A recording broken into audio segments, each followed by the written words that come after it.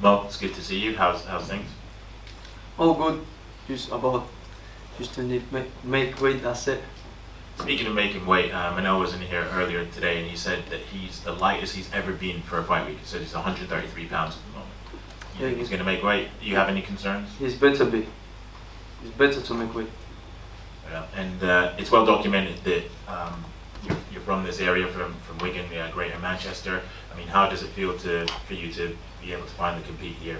It's amazing, especially I have been at UFC 204 at this hotel, seeing a guy from our region, Alberto Mena, fighting against Neil Edwards that time.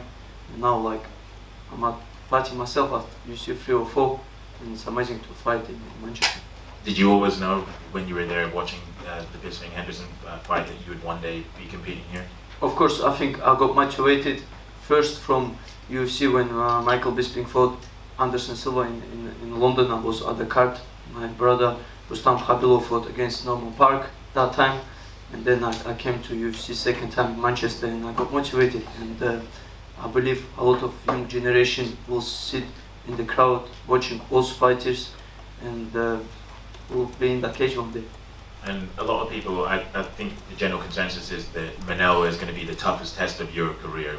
How do you assess this fight matchup?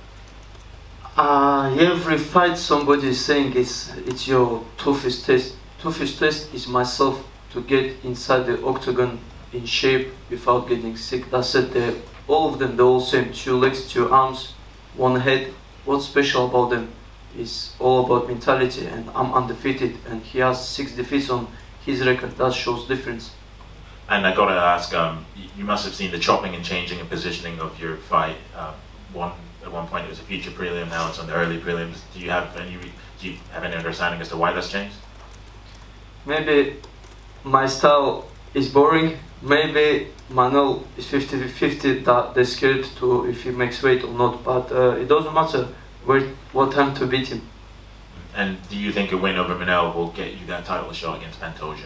I think if it's excited fight as people want to see, these casuals, and if they want to see if they see excited fight, I think everyone's going to talk about that. I deserve this, but I think I deserve even earlier. But whatever, yeah.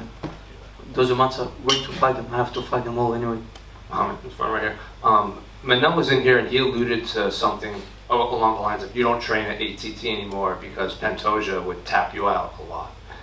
Do you think he's just making that up, or where is he getting the story from? 100% he made that up.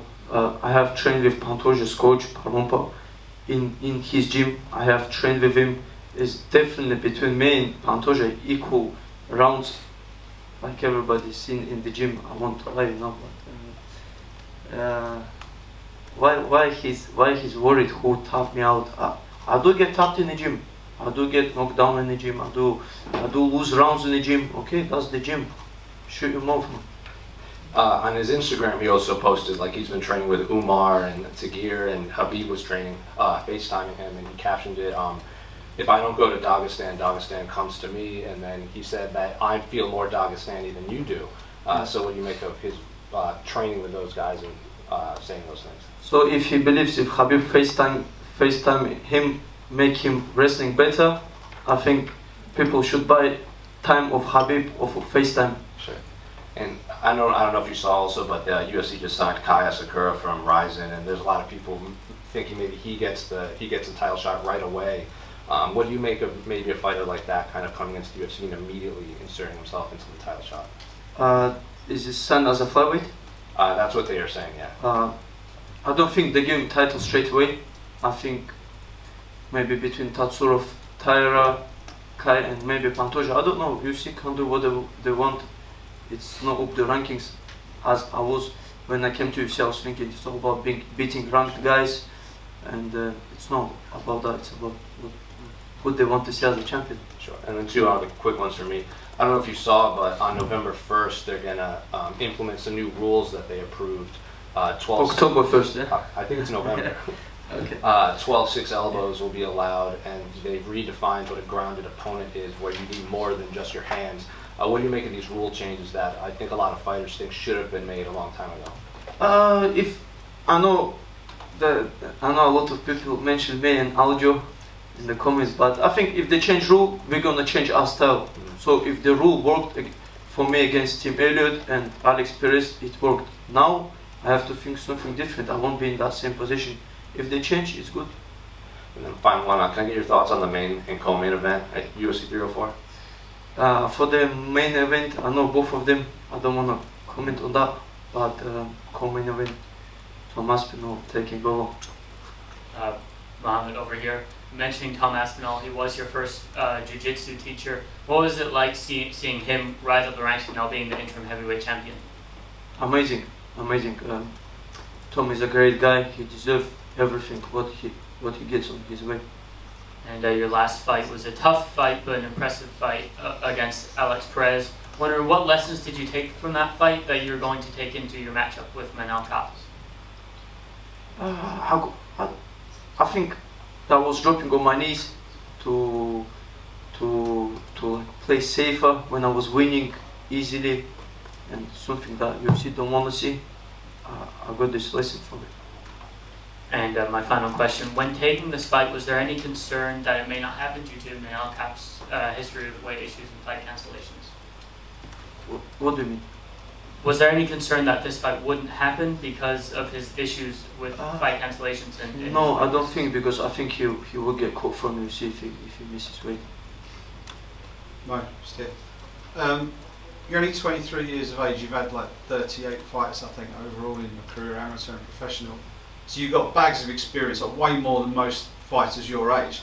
Has it been difficult trying to stay patient as you try and move your way up this ladder? And you know, you're facing guys who are in their early to mid 30s most of the time. Has it been tricky to try and stay patient as you work your way up gradually? You know, I could have just fight once a year, saying like most fighters do. I'm injured, all this, and I was active, and I took toughest challenges in my division. I think I'm ready for all of them. When I was ranked number 10th, I called out Manel Kape. He said, I'm above you in the rankings and all this. Now I'm above him, but he's one of the toughest fighters in the division. I accepted fight against him. He's below me, so I'll always look for the challenge. If you win this one on Saturday, how many wins away do you think you are from a title shot, or do you think the next one could be a title fight? Depends how I win. Cool. And if it isn't a title fight, is there a name that would make sense for you? Amir Albazi. Thanks very much. Why specifically Amir Albazi? I don't like this little rap. What? Did you guys have history back and forth, or in person, or what? I just don't like it, that's it.